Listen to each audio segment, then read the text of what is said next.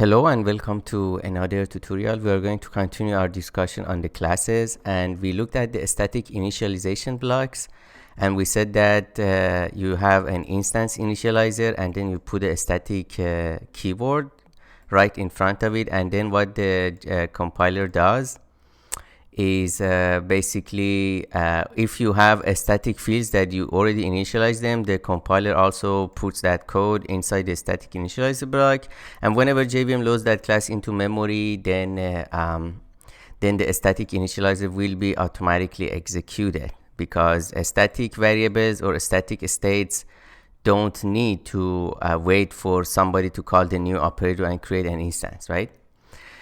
Now here's an example that you see we can also initialize a state of a variable by calling a static method. Basically, we can assign the return type of a static method to this variable, right? Now the question is, in this case, what happens? Does the compiler again separate this into a declaration and puts the code of the initializer into of the static method inside a static initializer or not? So let's try to have a look at this. So let's say we have this cat class, all right, and then we're going to give it a static field, public static, let's say a string, or maybe let's start with primitives int age, and we can set it to age. Let's set it to initialize it to 10. And then if we go back and look at the bytecode, we already know that what happens to this. The compiler is going to separate this into a declaration for this public static field, age, right? Age, and then it creates a static initializer that pushes 10 to the stack and then put it into the static field age, right? So the compiler synthesizes a static initializer. If we have like primitive, assign it to this age, right? Now what happens instead of this? Let's say private static int get age, for example, and then return 10. Now with this static method, obviously what we have here is let's see, let's zoom out. So we have this age, we have this static initializer, we had this constructor get age. This is a static method and just pushes 10 to the stack and return. But notice what happens now. Let's zoom in and let's see what happens if we say that public static int age equals get age, and we can directly invoke it. We don't have, when we access a static field, we don't say this dot get age. It's not going to work because this is not available in the context. But we can say cat dot get age, for example. That's fine. But because we are already inside the class itself, we don't need to use the name. We just say get age, right? So this still works fine. And when I save this, Eclipse recompiles, and note that what happens here. So we still get, compiler still separates the declaration and initialization. So compiler still separates the declaration of the static field and initialization. So the initialization. But now things are different. So this is going to still go into, so the declaration is public static int age, but the initialization goes into a static initializer. And let's see what code the compiler generates in the static initializer. It says that invoke a static cat.getAge, and then put it, the return value, put it in the age variable. So the compiler, if I comment this out, the compiler creates a public static int, right? This is the declaration, and the compiler synthesizes a static initializer, and it just says int basically age equals get age. That's what the compiler, it actually says cat.getAge, and in fact it says the fully qualified name, right? So again, JVM only understands fully qualified name, but in the source code we don't have to, for example, use a package fully qualified name, because we are already inside the scope of the class, and JVM, the compiler, obviously adds the fully qualified name when it compiles. So this kind of initialization of a static field, even with by calling another static method that returns a compatible type, the compiler still breaks this down into a declaration of the static field and a static initializer, which is the call to the static method, right? The assignment. So this works for the primitive types. For other types, the same story happens. So the compiler always separates the declaration with the initialization. That's the takeaway from this. And then let's go back, have a look at this. You should be aware that you cannot redefine the content of a static block. Once it has been written, you cannot prevent this block to be executed. If the content of the static block cannot be executed for whatever reason, then your application will not work properly, because you will not be able to instantiate any object for this class. This may happen if your static block contains a code that accesses some external resources like file system or network. And later on, when we see the concept of exceptions, we see that the question is, can we throw an exception for whatever reason in a static initializer? So let's say throw new exception. Something went wrong. Let's have a method here. Now this basically gives us an error. So let's say the compilation initializer does not complete normally. So what this says is that, hey, you are throwing an exception, but obviously JVM doesn't know what to do, because this exception this static block is going to be executed whenever the cat class is loaded into memory, before JVM even we create any instance of the object and do some real stuff with it, right? So the compiler is saying that, hey, you have unsafe code, the code that can crash your application through exception, but it happens as soon as we load this class file into memory, and that should not happen. So you cannot just throw an exception because the static initializer doesn't complete normally, and that's bad. So this gives us a compilation error saying that initializer does not complete normal. And initializer here, it means it's a static initializer. What it means is that whenever, as soon as the class file is loaded into memory, every code in the static block is going to be executed to initialize the state of the class. Now the solution here is, obviously one solution is to not throw an exception, but let's say, can we do a try to do something, and then say that try catch. Let's catch something and then put this here, for example.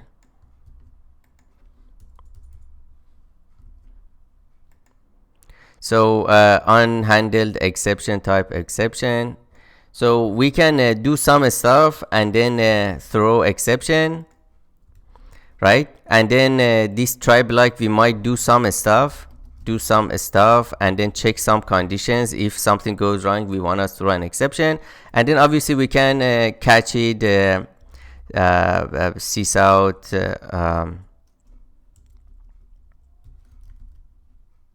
print line, let's say e.get message.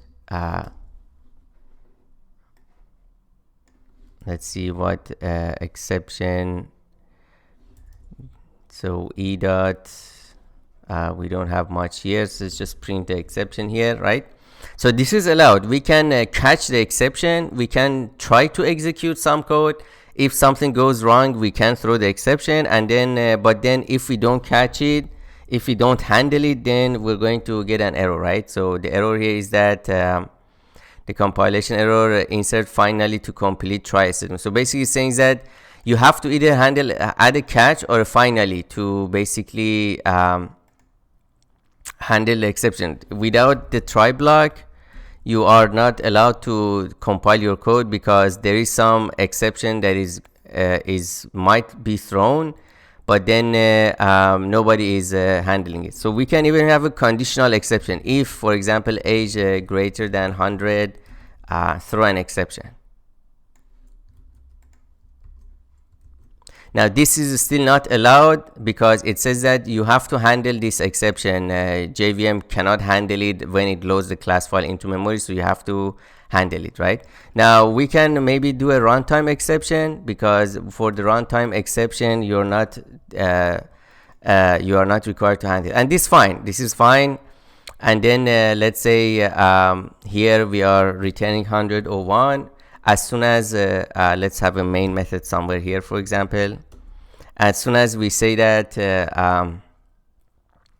I don't know, sysout cat.age, we are going to throw an exception, and the application probably crashes, right? Exception in initializer error. So the idea here is that JVM is telling us, hey, you have an exception or a error in your initializer. When we say initializer, it means the initialization block that initializes the class itself, because we haven't done anything. As soon as we access a static field of a type, JVM loads the type into memory, the class file, and then it runs the static initializer to initialize the static state, right? So it's best not to throw any exceptions in the static initializer, because that could immediately crash your application. All right, this works. And in opposite to the static initializer, we said that there is an instance initializer, and the instance initializer is basically when you have a code block which starts with a curly brace and ends with a curly brace, and it's just there in the global scope. So I can put a scope here. This is in the global scope of the class, and this is called an instance initializer. And initializers are always private code, so nobody can access them because it's not a method, it's not a field, right? That's why you see Eclipse marks them as a red square, which means these are private codes that only affect the class itself. Nobody outside the class can access them, right? The code inside these blocks. This is a static initializer, and this is an instance initializer, and the symbol that Eclipse uses is curly braces ... which means these are some codes that are initializing the state of the class for the static one, or the object itself for the non-static one. And we saw that what happens, the static initializer, as soon as the JVM loads the class into memory, the code is going to be executed.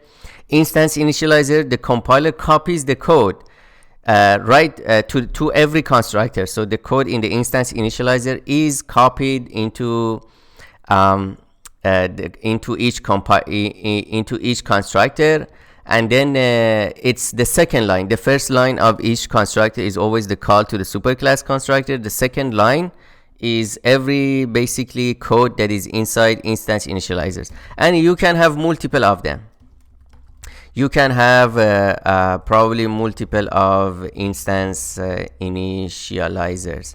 So let's have another one here that works one, no compilation error. But then the question is how, if the compiler copies the codes into the constructor, what is the order of copying, right?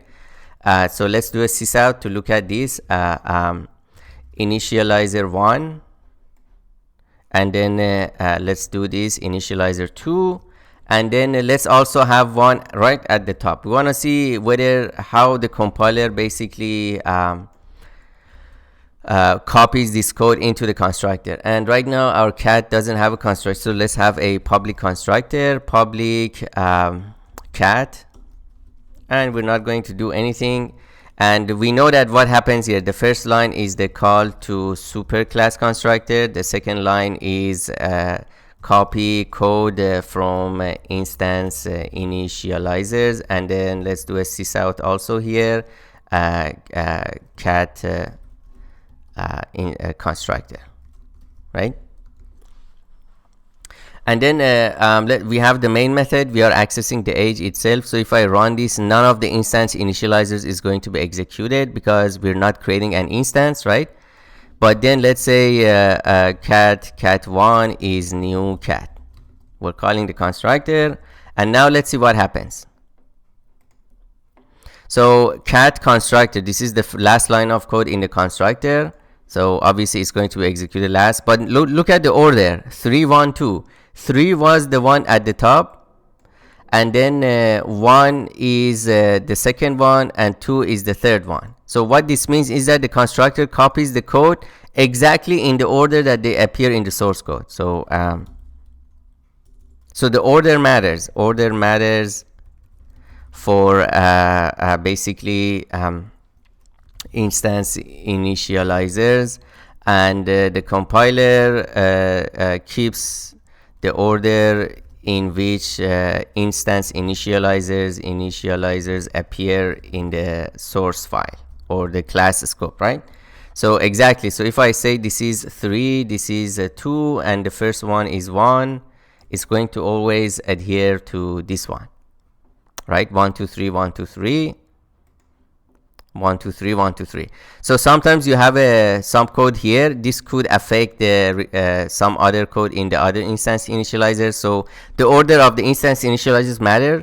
The way the compiler copies the code in the constructor is that it starts from the top to bottom of the scope of your class, and then copies each line of code. And we can investigate this by looking at the class file, by looking at the bytecode again. So let's go to the constructor. Let's zoom in. Here's our constructor. The first 2 bytecodes is always loading the this reference, the address of this subtype, and then calling it supertype constructor, which is no-R constructor. Yeah, and then we are executing the initializer 1 print line. So this is the first initializer, and then we are executing the print line for this initializer number 2, which is the second initializer, and then we are basically printing or executing the print line for the third initializer. So the order in which the compiler copies the code from instance initializers into the constructor is exactly the same. And we can have other things, for example, this dot this is cat, let's say basically age. We said that in the instance initializer we can in fact also initialize a static state, right? So let's say 25. So this works fine. Obviously we don't need to get this because age is a static field. So this still works fine, and we expect this line to appear right after print line of the last yeah, so that's the case. So the way the compiler copies all these codes in the instance initializer into the constructor is the order in which they exactly appear in the source code, in the scope of the class in the source file. And that's again, after we print line the instance initializer 3, we push 25 and then assign it, put a static, assign it to the age, right? So the takeaway here is that every code that you put in the instance initializers is going to be copied into all of the constructors, not just 1 or 2 of them, by the compiler, and it saves you some hassle and trouble of doing it manually. But then you have to be careful about the order, because sometimes some of the code depends on some other stuff, and the way they get executed is the order in which they appear in the source code. Normally you would put code to initialize an instance variable in a constructor. There are 2 alternatives to using a constructor to initialize instance variables: initializer blocks and final methods. Initializer blocks for instance variables look just like static initializer blocks, but without the static keyword. So it's just a scope, a code scope in the global scope of the class, right? It's not inside the method or some places. It's directly inside the scope of the class, global scope. The Java compiler copies initializer blocks into every constructor. So not just one of them, every constructor. And that just saves you some hassle, right? There are also other ways, like calling one constructor from another. It's called this, calling the this function. That works fine, but sometimes it's easier to just have one initializer block, instance initializer, and then the compiler copies it everywhere. Therefore, this approach can be used to share a block of code between multiple constructors. A final method cannot be overridden in a subclass, so nobody can change the behavior of a final method. This is discussed in the section on the inheritance. Here is an example of using a final method for initializing an instance variable.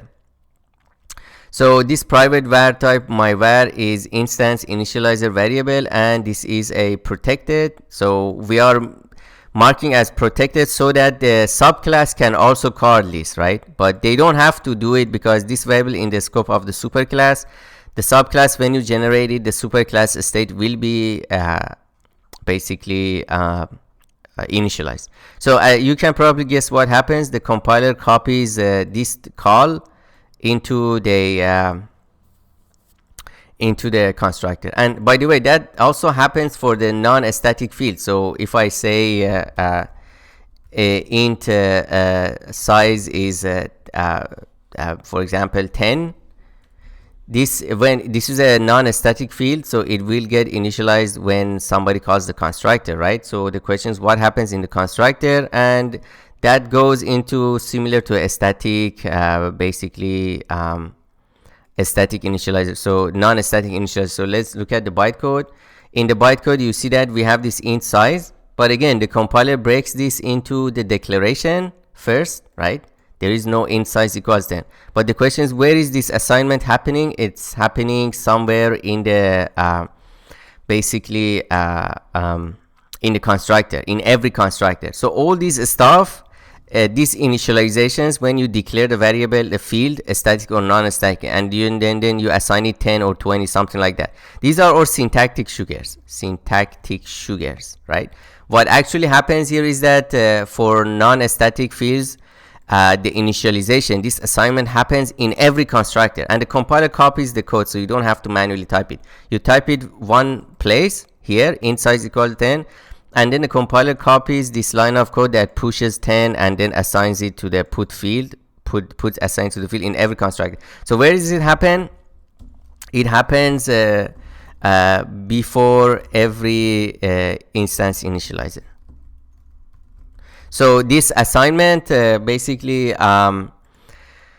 initialization, direct initialization of the fields has priority on any other instance initializer that you might have. And we can double check. So let's put this right after the first instance initializer. Does it change the order? And the answer is absolutely yes. So it doesn't take priority. It happens actually based on the order. Based on the order it appears in the source code. So again, the order matters, as you can see with even instance initializers, because this is similar to, basically we see that this is similar to saying int size, all right, and then having a instance initializer that basically just says size equal 10. So this absolutely doesn't change the bytecode. The bytecode is exactly the same, all right. So and we saw that with the instance initializers, they appear in the same order that they appear in the bytecode, in the constructor, exactly in the same order that they appear in the basically source file. That's why if we have multiple variables, the order matters. So if I say int length is 20, so this will happen in the constructor before assigning, so to loading 20 and assigning to length. All right, happens before loading size and assigning it to 10. Okay, so I hope you understand how the instance initializers work, and hopefully you use it more in your code. So summary of creating and using classes and objects. We're at the end of this section. A class declaration names the class and encloses the class body between braces. The class name can be preceded by modifiers, public or no modifiers. The class body contains fields, which is the non-static, could be a static or non-static states. Fields are member variables, methods, which are member functions, and constructors, which are special methods for the class. A class uses fields to contain a state information, and this state can be class state or a static state or non-static state, which is dedicated to each object, and uses methods to implement behavior, change the state. For example, constructors that initialize a new instance of a class use the name of the class, basically the fully qualified name, and look like methods without a return type, because when you're supposed to call them with the new operator, and the new operator returns a reference or a pointer to you. You control access to classes and members in the same way by using an access modifier such as public in their declaration. You specify a class variable or a static variable or a class method, a static method, by using the static keyword in the members declaration. A member that is not declared as static is implicitly an instance member. Class variables are shared by all instances of a class and can be accessed through the class name as well as an instance reference.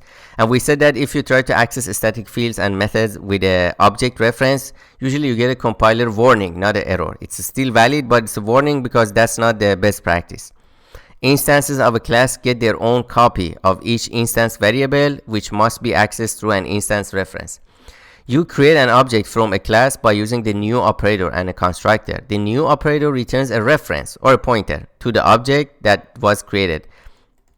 And we said that when you use the new operator, JVM only allocates memory for the non-static state, right? The static state has already been stored somewhere in the memory when JVM loaded the class file. Instance variables and methods that are accessible to code outside of the class that they are declared in can be referred to by using a qualified name.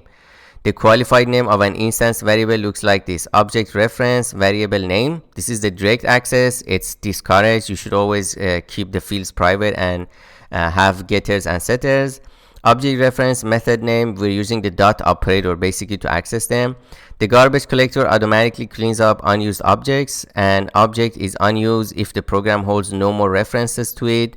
You can explicitly drop a reference by setting the variable holding the reference to null. Alright, so I hope you really enjoyed this lecture. Please stay tuned and I'll see you in the next one.